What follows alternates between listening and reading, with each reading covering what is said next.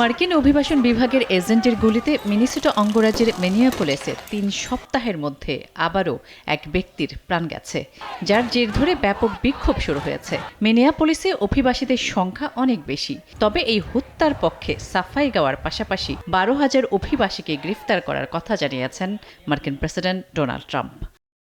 স্থানীয় প্রশাসনের বিরুদ্ধেও অসহযোগিতার অভিযোগ তুলেছেন তিনি। অভিযোগ করেন মিনেসোটার নাগরিকদের বঞ্চিত করে লাখ লাখ কোটি ডলার নিয়ে যাওয়া হয়েছে। মিনেসোটায় স্থানীয় প্রশাসন ও ডেমোক্র্যাটদের দুর্নীতির খবর চাপা দিতেই প্রতিবাদীদের লেলিয়ে দেওয়া হচ্ছে বলেও অভিযোগ তার।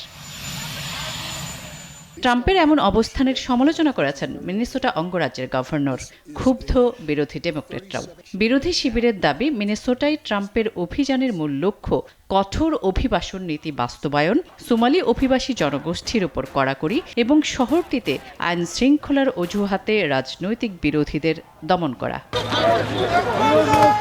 আসমা তুলি, নিউজ 24।